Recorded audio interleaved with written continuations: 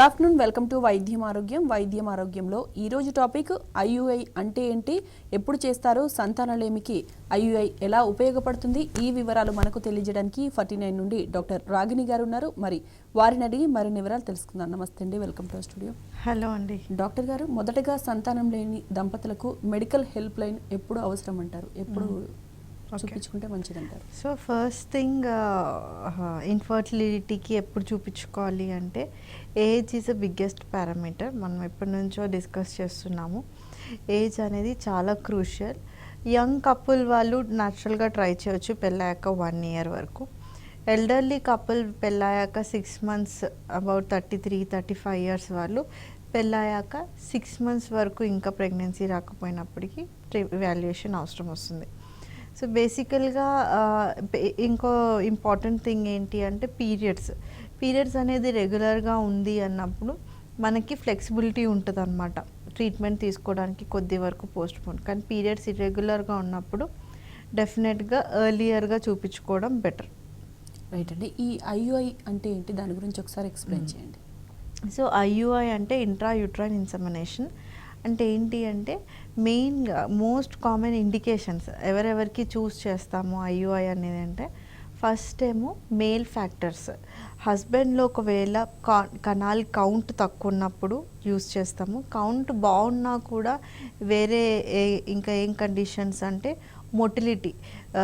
Count బాగుంటుంది కానీ motility, progressive motility తక్కువ ఉంటుంది, వాళ్ళలో కూడా ఐయుఐ సజెస్ట్ చేస్తాం. ఇంకొకటి ఏంటి అంటే అన్ఎక్స్ప్లెయిన్డ్ ఇన్ఫర్టిలిటీ. అంటే మనకి ఆడవాళ్ళు పీరియడ్స్ రెగ్యులర్గా ఉంది, టైంకి ఎగ్ రిలీజ్ అవుతుంది, వాళ్ళు న్యాచురల్గా 2-3 years ట్రై చేశారు, ట్యూబ్స్ అంతా బాగుంది, ఇంకా రావట్లేదు అంటే ఇంకా కొంచెం ఎఫర్ట్స్ పెట్టేసి ఐయుఐ అనేది చేస్తాం. సో అంటే ఏంటి, నార్మల్గా వైఫ్ హస్బెండ్ ఉన్నప్పుడు స్పర్మ్స్ అనేది వెజైనాలో డిపాజిట్ అవుతుంది. ఐయుఐలో ఏం చేస్తామంటే సెమెన్ శాంపిల్ కలెక్ట్ చేసుకొని దాన్ని ప్రాసెస్ చేస్తాం. దాన్ని వాష్ చేసేసి హైలీ మొటైల్ స్పర్మ్స్ని సపరేట్ చేసుకొని అది గర్భసంచి లోపల వరకు వేస్తామన్నమాట. ఓకే, బయట వరకు కాకుండా ఒక బైపాస్, ఒక లెంత్ ఆఫ్ ది యూట్రస్ వరకు బైపాస్ చేసుకొని ఎగ్జాక్ట్లీ ఫండస్ దగ్గర వేసుకుంటే అప్పుడు స్పర్మ్స్ ఇంకా ఎగ్ ట్రావెలింగ్ టైం అనేది షార్టన్ అయిపోతుంది, ప్రెగ్నెన్సీ రేట్ హై అయ్యే ఛాన్సెస్ ఉంటాయి అన్నమాట. రైట్ అండి. ఈ ఐయుఐ పూర్తి ప్రాసెస్ ఎలా ఉంటుందంటారు? సో ఐయుఐ ఎట్లా స్టార్ట్ చేస్తాము అన్నప్పుడు ఫస్ట్ క్యాండిడేట్స్ ఎవరెవరికి చేపించుకోవాలో అనేది కౌన్సిలింగ్ చేస్తాము. They are fitting in to IUI అంటే వాళ్ళకి పీరియడ్ అయినా సెకండ్ డే అయినా థర్డ్ డే అయినా ఒకసారి స్కానింగ్ చేసుకొని అంత బాగుందా, సిస్ట్ అట్లా ఏం లేకుండా, ఎగ్ సైజెస్ అన్నీ సరిగ్గా ఉన్నాయా, యూట్రైక్ గర్భసంచి లోపల అంతా షెడ్డింగ్ మంచిగా ఉందా, పాలిప్స్ ఏం లేదు, అవన్నీ చూసుకొని సరిగ్గా ఉన్నప్పుడు టాబ్లెట్స్ ఇంకా ఇంజెక్షన్ రూపంలో ట్రీట్మెంట్ స్టార్ట్ చేస్తాం. Depends upon the patient to patient అనమాట. దానికి ఫాలో అప్ ఆఫ్టర్ 9 days 10 daysకి ఒక స్కాన్ చేసుకొని ఎగ్ సైజ్ ఎంతవరకు ఇంప్రూవ్ అయింది, ఇంకా ఏమైనా ఇంప్రూవ్ అయ్యే టైం ఇవ్వాలా అని చూసుకొని ట్రీట్మెంట్ దాని పరంగా ఇచ్చేసి egg correct 18-20 mm normal, at least 18-20 mm size వచ్చి లైనింగ్ మంచిగా ఉన్నప్పుడు ఒక ట్రిగర్ ఇంజెక్షన్ అనేది ఇస్తామన్నమాట. ట్రిగర్ ఇచ్చేస్తే ఏంటంటే ఎగ్ డెవలప్మెంట్ అయిపోయింది, ఇంకా దాని మెచ్యురేషన్ కోసం అనేది ట్రిగర్ ఇస్తాం. ట్రిగర్ ఇచ్చిన 36 hours to 40 hours మనం ఐయుఐ చేసుకోవచ్చు. రైట్ అండి. ఏ వయసు వారు ఐయుఐ చేయించుకోవాలి అంటారు? సో ఐయుఐ అంటూ ఏంటి అట్లా ఏజ్ అనేది పారామీటర్స్ కాదు, బేసికల్గా ఇండికేషన్. అంటే మేల్ ఏమన్నా ఇన్ఫర్టైల్, ఏజ్ ఏమన్నా 7 parameters బాగాలేదా అనేది చూసుకుంటాం. మిగతా వాళ్ళకి ఎండోమెట్రియోసిస్ అనేది ఒక కండిషన్ ఉంటుంది, వాళ్ళలో కూడా ఐయుఐ చేస్తే బెటర్గా సక్సెస్ ఉంటుంది.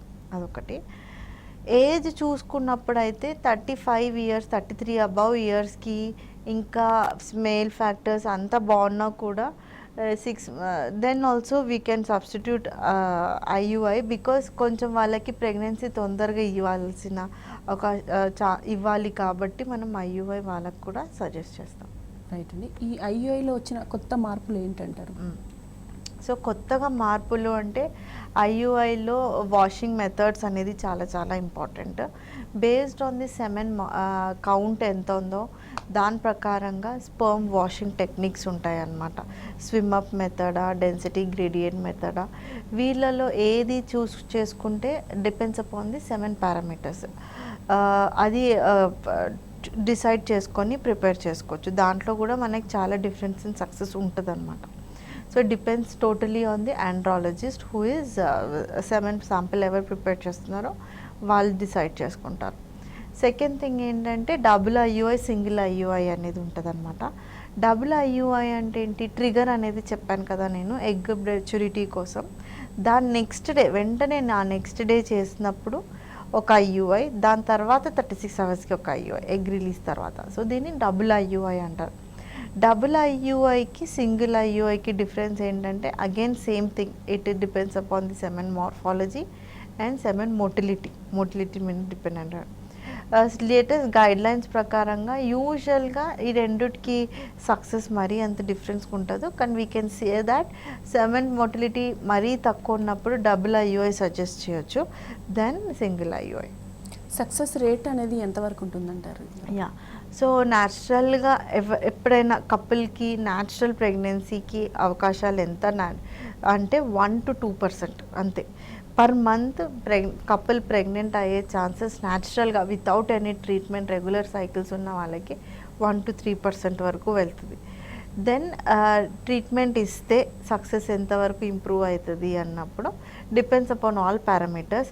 అందరికీ సేమ్ కాన్స్టెంట్గా 10 to 12% ఐయుఐ సక్సెస్ అనేది ఉండదు.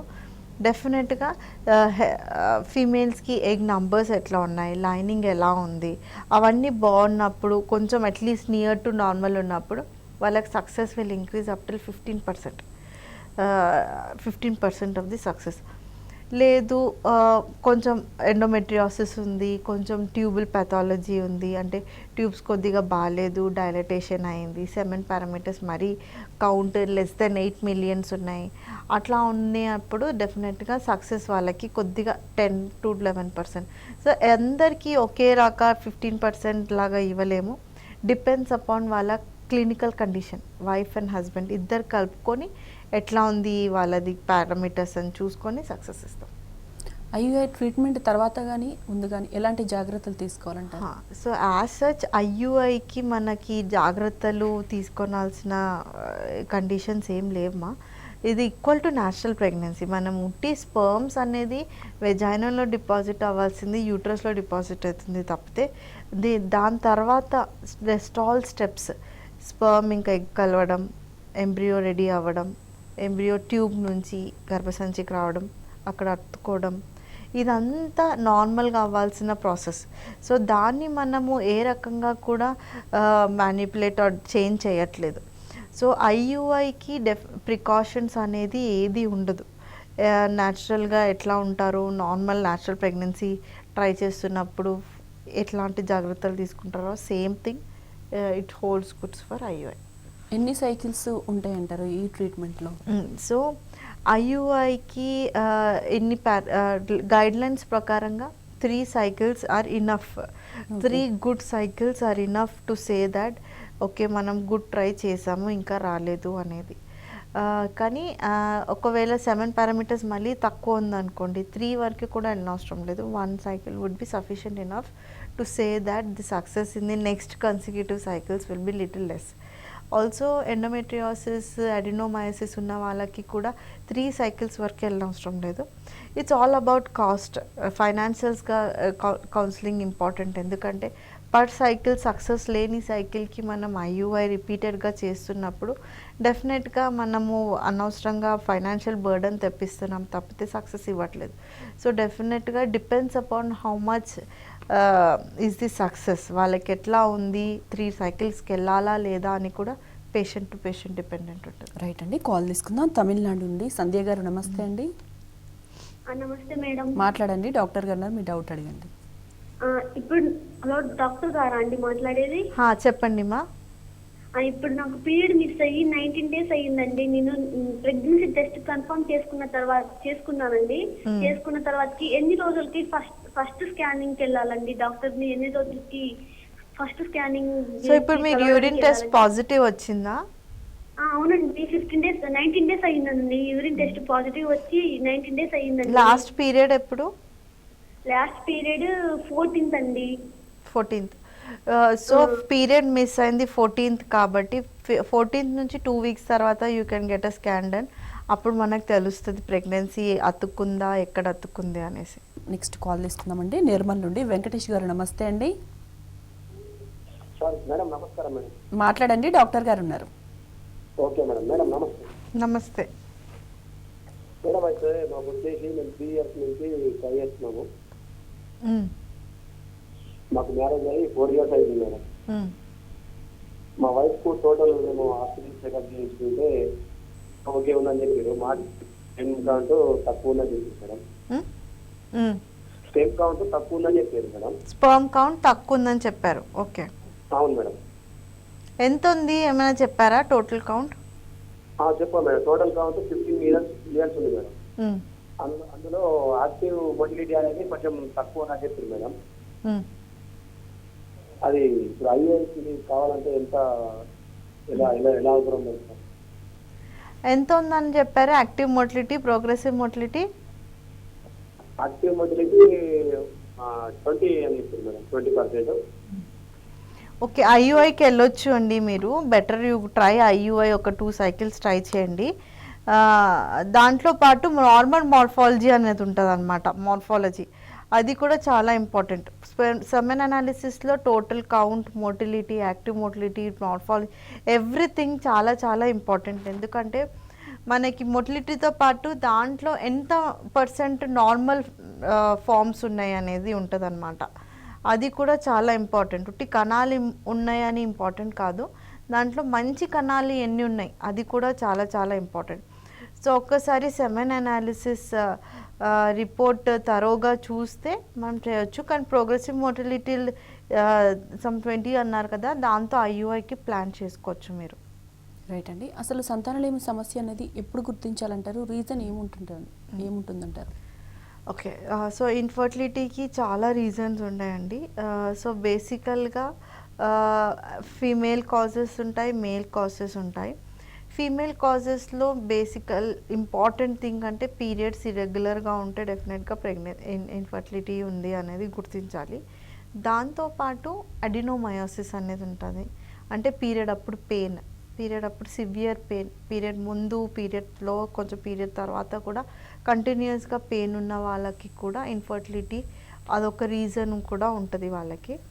థర్డ్ థింగ్ ఏంటి అంటే ప్రీవియస్గా ఏమైనా ఇన్ఫెక్షన్స్ ఉన్నాయా, లైక్ పెల్విక్ ఇన్ఫ్లమేటరీ డిసీజెస్ అంటారు, లేదు అంటే ఏదన్నా టీబీ ఇన్ఫెక్షన్స్ ఏమన్నా ఉన్నాయా ప్రీవియస్గా, ఇవన్నీ ఏమన్నా ఉంటే కూడా మనకి ఇన్ఫర్టిలిటీకి వన్ ఆఫ్ ది రీజన్స్ ఉంటుంది అనమాట. దాంతోపాటు సంథింగ్ లైక్ ఎండోమెట్రియాటిక్ సిస్ట్ అంటే రక్తం గూడు కట్టి ఉంటుంది అనమాట వాళ్ళకి ఓవరీస్ దగ్గర. అవి కూడా మన స్కాన్లో డిటెక్ట్ అయినప్పుడు ఇది కూడా ఒక one of the reason. So రకరకాలుగా రీజన్స్ ఉంటాయి infertility. One of the only reason ఇదే అది అట్లా అని చెప్పలేము. కంబైన్డ్గా కూడా ఉంటుంది. ట్యూబల్ ఇన్ఫర్టిలిటీ ఉంటుంది, అడినోమయోసిస్, అన్ని కంబైన్ కలిపేసి కూడా ప్రజెంట్ చేస్తారు. సో డిపెండ్స్ వాళ్ళకి ఎంతవరకు ఉంది అనేది కూడా ఇంపార్టెంట్.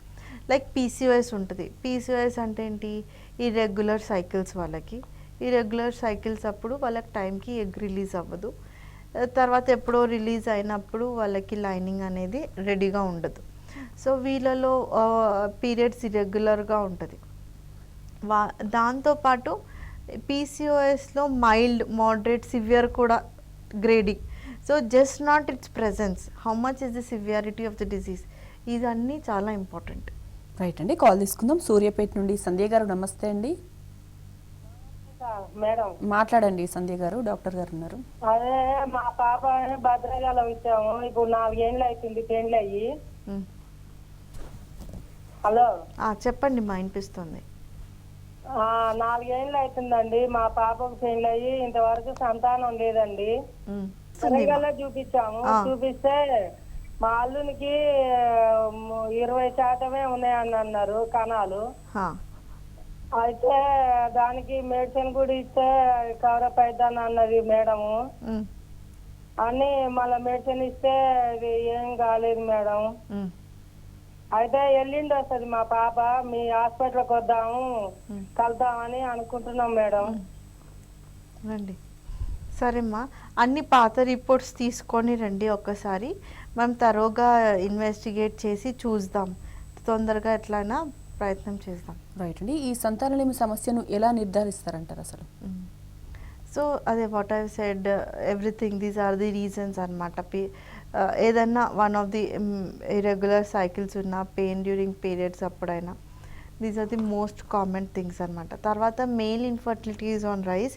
ఎందుకు అంటే చాలామందికి count total like previous caller, so చాలా చాలా when you see the 7 parameters అవన్నీ కౌంట్ తగ్గిపోవడం, దాంతోపాటు మొటిలిటీ తక్కువ ఉండడం, నార్మల్ ఫార్మ్స్ తక్కువ ఉండడం, ప్రోగ్రెసివ్ మొటిలిటీ, సో ఇవన్నీ చాలా చాలా చూస్తున్నాం. So they are previous 1 decade back, 10 years back these are not many male factors, కానీ ఇప్పుడైతే male factors is really rising.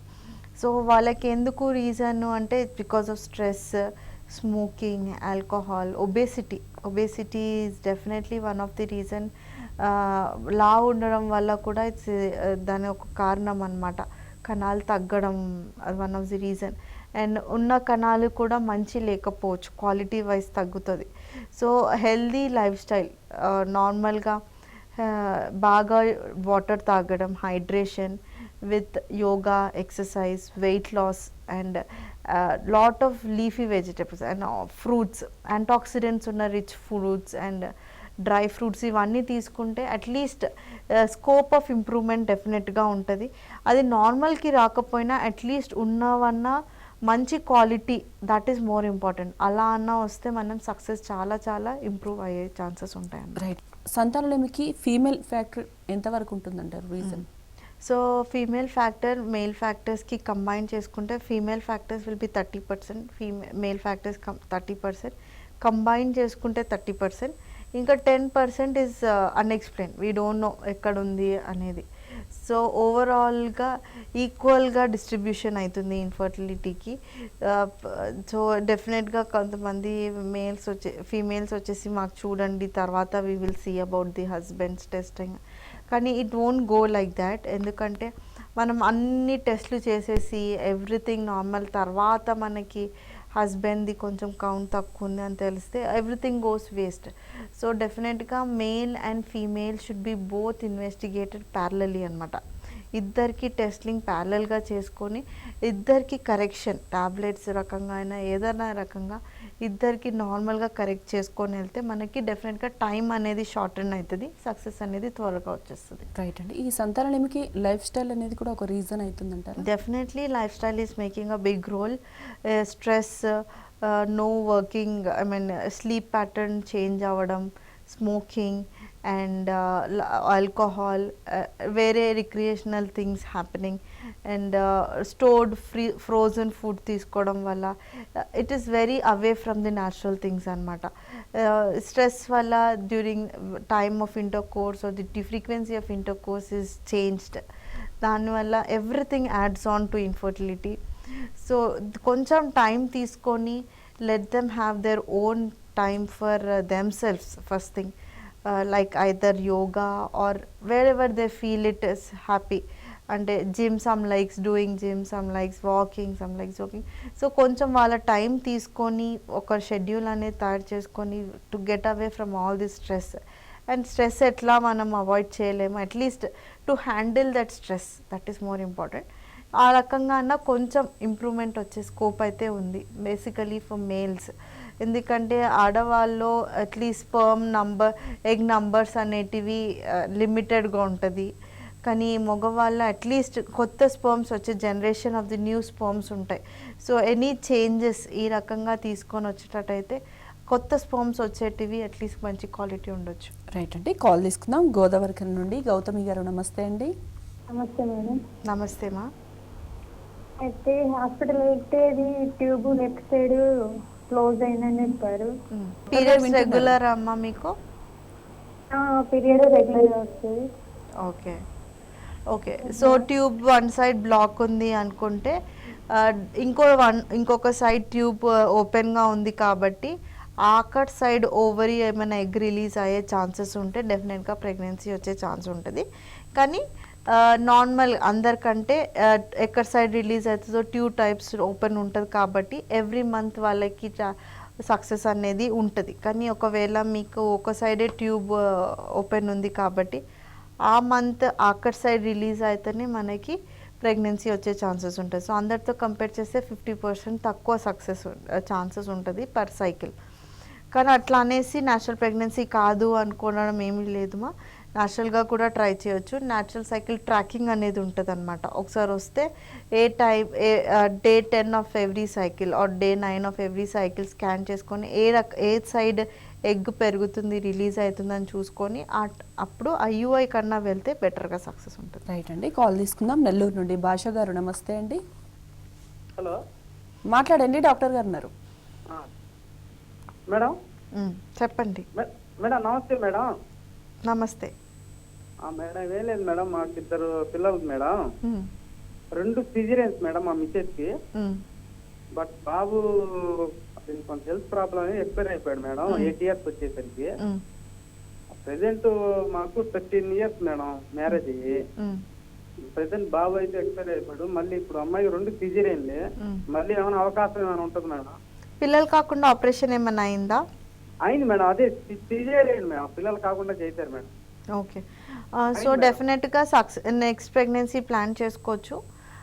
కొంచెం 2 ప్రెగ్నెన్సీస్ అయినాయి కాబట్టి high care nice antenatal checkups వాళ్ళతో ఫాలో అప్ అవ్వచ్చు నెక్స్ట్ ప్రెగ్నెన్సీ అయ్యాక. ఫస్ట్ పాయింట్, ప్రెగ్నెన్సీ అవ్వడానికి డెఫినెట్గా యూ క్యాన్ ట్రై. ట్యూబ్స్ అనేది బ్లాక్ కట్ చేసినా కూడా ఐవీఎఫ్ ద్వారా వెళ్ళేసి మీ ఎగ్స్ అనేది పెద్దగా చేసుకొని ఎగ్స్ బయటికి తీసి బేబీని తయారు చేస్తాము.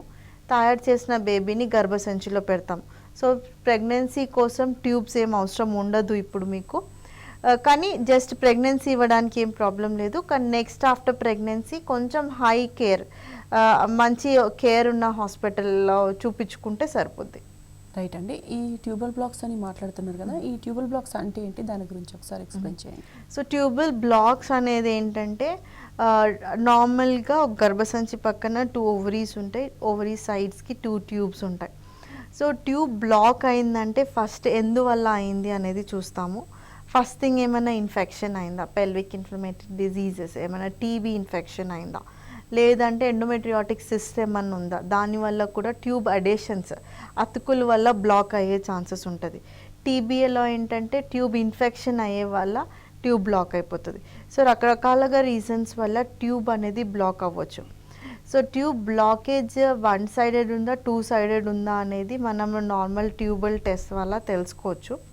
కానీ ఏంటంటే tubal infection, 1 side tubal infection ఉంటే బ్లాక్ అయింది, నెక్స్ట్ సైడ్ ఓపెన్ ఉంది అంటే some 10 to 20% of the times left type and ఒక ట్యూబ్ ఓపెన్ ఉన్న ట్యూబ్ కూడా దాదాపు కొంచెం ఇన్ఫెక్షన్ క్యారీ అయ్యే ఛాన్సెస్ ఉంటుంది.